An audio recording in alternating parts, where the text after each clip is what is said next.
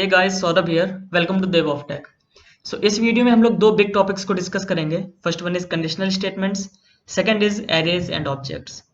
इस वीडियो में मैं ये दो टॉपिक्स इसलिए कवर कर रहा हूँ बिकॉज मैं चाहता हूँ कि जावास्क्रिप्ट बेसिक्स पार्ट जल्दी खत्म हो जाए और हम लोग ईजिली मूव ऑन कर पाएं वेब डेवलपमेंट के कोर पार्ट में।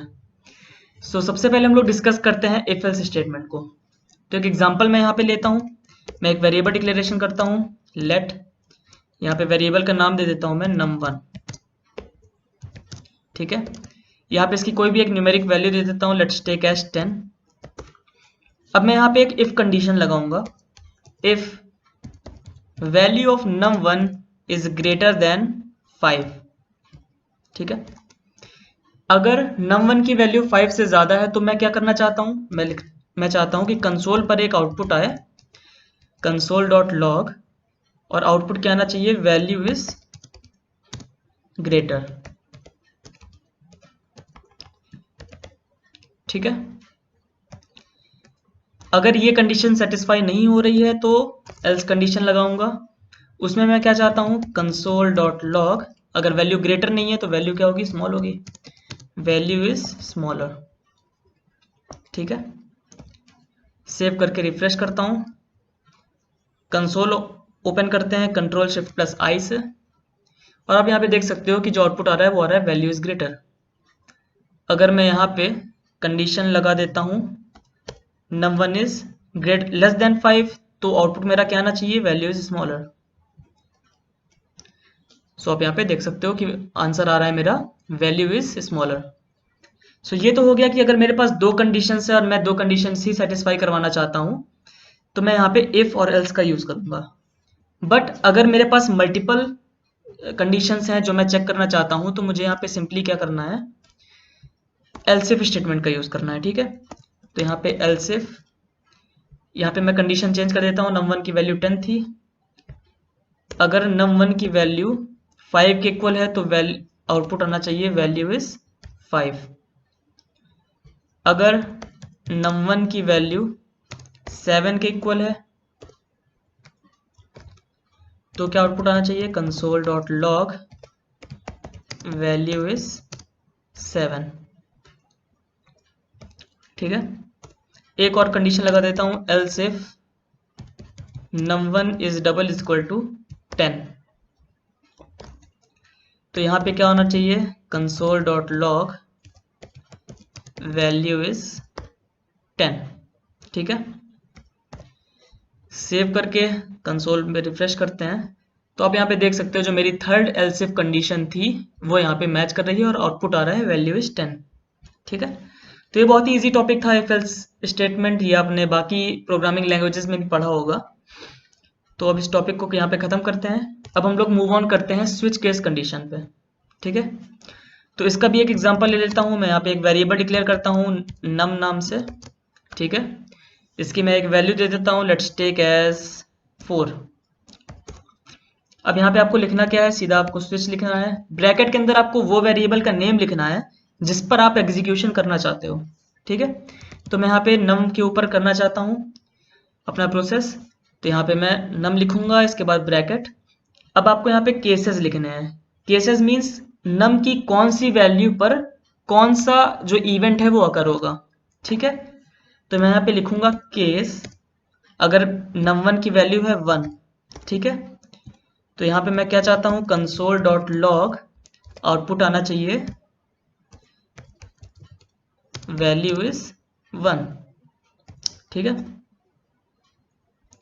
यहाँ पे मैं लगाऊंगा break condition, sorry break statement. Break statement किस लिए काम आती है कि अगर मेरा ये वाली कंडीशन सेटिस्फाई हो जाएगी तो ऑटोमेटिक ये यहाँ से ब्रेक हो जाएगा और आगे वाली कंडीशंस को चेक नहीं करेगा। ठीक है, अगर सेकंड केस लगाता हूँ, अगर वैल्यू है 2 तो मेरा आउटपुट क्या आना चाहिए, console.log वैल्यू इज 2। ठीक है, यहाँ पे भी मैं ब्रेक कंडीशन लगा दूंगा एंड नेक्स्ट इज सीधे मैं 4 वैल्यू ले लेता हूँ। ठीक है, यहाँ पे लिखूंगा console.log वैल्यू इज 4 और यहाँ पे यूज कर देता हूँ मैं ब्रेक कंडीशन।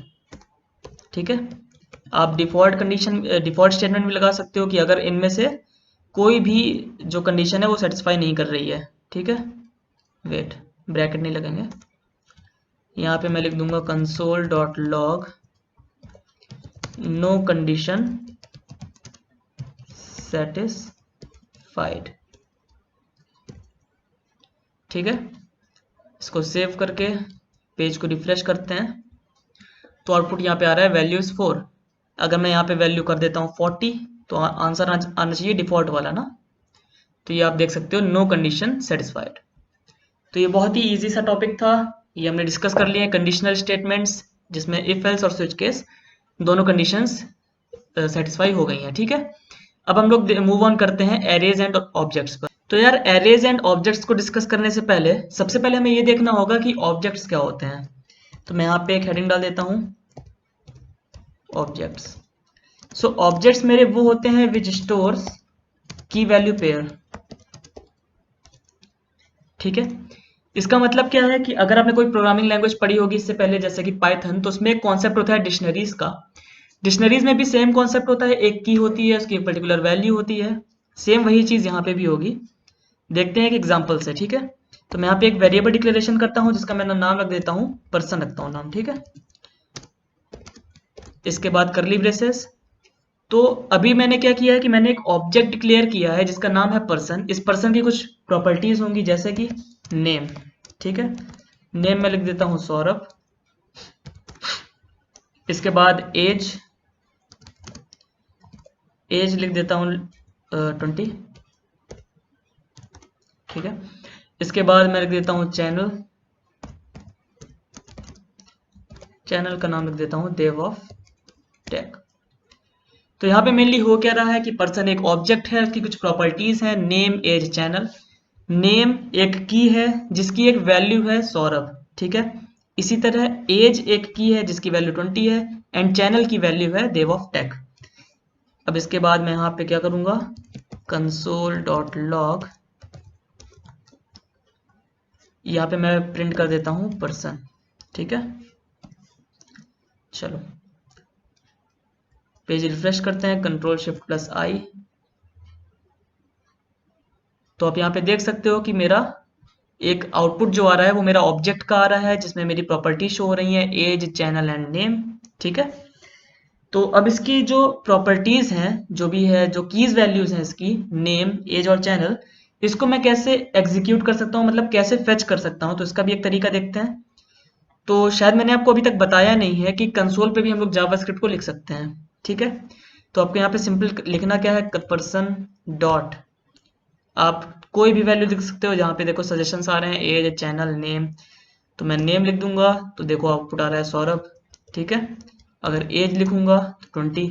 इसी तरह से जितनी भी इसकी प्रॉपर्टीज है मैं उसको यहाँ पे फेच कर सकता हूँ, ठीक है।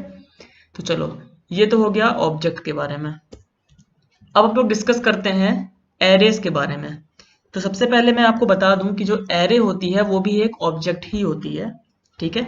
तो एरेज को डिक्लेयर हम लोग कैसे करते हैं जैसे बाकी प्रोग्रामिंग लैंग्वेजेस में भी करते हैं, कुछ कुछ वैसा ही है। तो यहाँ पे मैं एक वेरिएबल डिक्लेयर करूंगा जिसका मैं नेम रखूंगा लेट्स टेक एज नेम्स, ठीक है। इसके बाद बिग ब्रैकेट्स 1 2 3 4 सौरभ, ठीक है, हिमांशु, ठीक है। इसके बाद जब मैं यहाँ पे लिखूंगा कंसोल डॉट लॉग नेम्स, तो आप यहाँ पे देख सकते हो जो मेरी पूरी एरे थी वो यहाँ पे प्रिंट होके आ चुकी है। इस चीज में आपने एक चीज ध्यान दी होगी कि कोई भी अदर प्रोग्रामिंग लैंग्वेज जब हम लोग करते थे तो उसमें अगर मैं एक एरे डिक्लेयर कर रहा हूँ तो मुझे उसका डेटा टाइप देना पड़ता था कि या तो मैं इंटीजर वैल्यू डालूंगा या फिर मैं डबल डालूंगा या मैं स्ट्रिंग की एरे बनाऊंगा, मतलब कि वहां पे डेटा टाइप देना पड़ता था। यहाँ पे ऐसा कुछ भी नहीं है, आपको सीधे एक वेरिएबल डिक्लेयर करना है, आप किसी भी टाइप की वैल्यू उसके अंदर स्टोर करवा सकते हो। सो बहुत सारे रीजन है जिसकी वजह से जावास्क्रिप्ट इतनी फेमस हो रही है, ठीक है। तो ये तो हो गया एक नॉर्मल सा एरे डिक्लेयर करना, ठीक है। एक और तरीका है एरे डिक्लेयर करने के लिए, उसके लिए मैं क्या करूंगा कि एक वेरिएबल लेता हूँ लेट नेम्स, तो चलो हो गया है, यहाँ पे मैं ले लेता हूँ पर्सन, ठीक है।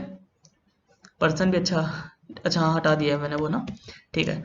Let person is equals to new के बाद एरे, और एरे के बाद मैं यहाँ पे उसका कोई भी साइज लिख सकता हूँ। 10 लिख दूँ तो 10 साइज की एक एरे बन जाएगी, 20 30 जो भी आप चाहो, जितने साइज की आप एरे बनाना चाहते हो। और यहाँ पे मैं चाहूँ तो सिंपली वेरिएबल्स भी वैल्यूज को भी इंसर्ट करवा सकता हूँ, ठीक है। तो ये आप देख सकते हो कि मैंने यहाँ पे एरे एक और डिक्लेयर कर दी है, कंसोल डॉट लॉग, यहाँ पे मैं लिखूंगा पर्सन। तो आप यहाँ पे सिंपली देख सकते हो जो मेरी पर्सन एरे थी वो आउटपुट उसका कंसोल पे आ गया है। तो ये दो तरीके थे किसी भी एरे को डिक्लेयर करने के लिए, ठीक है। अब हम लोग डिस्कस करते हैं कि एरेज में कुछ फंक्शंस होते हैं, बहुत ही इंपॉर्टेंट फंक्शंस हैं, उनके बारे में थोड़ा सा डिस्कशन कर लेते हैं, ठीक है। तो मैं यहाँ पे ये वाली एरे को यहाँ से हटा देता हूँ, ठीक है, और इस कंसोल स्टेटमेंट को भी हटा देता हूँ, ठीक है। तो सबसे पहले हम लोग एक जो फंक्शन है, फंक्शन तो नहीं, एक तरह से आप कीवर्ड बोल सकते हो, ठीक है। देखते हैं, तो यहाँ पे मैं लिखूंगा कंसोल डॉट लॉग। अगर मैं यहाँ पे लिख दूं नेम्स डॉट लेंथ, नाम से पता चल रहा है बहुत ही इजी सा कि इसकी जो लेंथ है वो आ जाएगी। लेंथ कितनी है? 1 2 3 4 5 6। तो आप देख सकते हो जो आउटपुट आ रहा है वो आ रहा है 6, ठीक है। चलो ये तो हो गया नेम्स की लेंथ निकालने का। अगला फंक्शन देखते हैं, names is equals two names dot salt. इससे क्या होगा कि जो भी मेरी एरे थी वो ऑटोमेटिकली सॉर्ट हो जाएगी, ठीक है। चलो आउटपुट देखते हैं इसका कैसे आ रहा है। तो आप यहाँ पे देख सकते हो 1 2 3 4 हिमांशु, अच्छा पहले से ही सॉर्ट मैंने रखी थी क्या? चलो इसको मैं थोड़ा चेंज कर देता हूँ यहाँ से, ठीक है। 4 3 1 2। तो आप देख सकते हो कोई भी चेंजेस नहीं आ रहे हैं, आउटपुट मेरा ऑटोमेटिकली सॉर्ट होके आ रहा है, ठीक है। तो चलो ये दो फंक्शंस हो गए। अभी तक हमने क्या क्या डिस्कस कर लिया? सॉल्ट और लेंथ। नेक्स्ट हम लोग डिस्कस करते हैं पुश फंक्शन के बारे में, ठीक है। इसको मैं यहाँ से हटाता हूँ। अगर मैं सिंपली यहाँ पे लिख दूं नेम्स डॉट पुश, और यहाँ पे मैं नेम लिख देता हूँ केशव, ठीक है। तो यहाँ पे क्या होगा कि पुश फंक्शन क्या करता है कि जो भी वैल्यू मैं इसके अंदर रख रहा हूँ उसको एंड से पुश कर देता है, मतलब एंड से एरे के अंदर डाल देता है, ठीक है।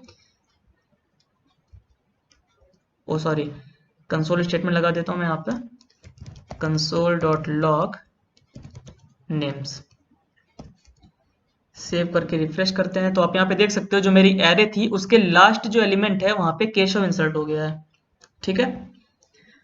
सो ये कुछ इंपॉर्टेंट फंक्शंस थे जावास्क्रिप्ट में एरेज के अंदर। और भी कई सारे इंपॉर्टेंट फंक्शंस हैं जो जब हम लोग टॉपिक्स डिस्कस करेंगे तो उसी टाइम पे हम लोग उन टॉपिक्स को डिस्कस करेंगे, लर्न करेंगे, तो काफ़ी ईजी होगा, ठीक है।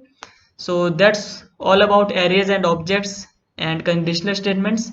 So kindly subscribe the channel and like the video so that you will never miss the upcoming videos notifications. Thank you.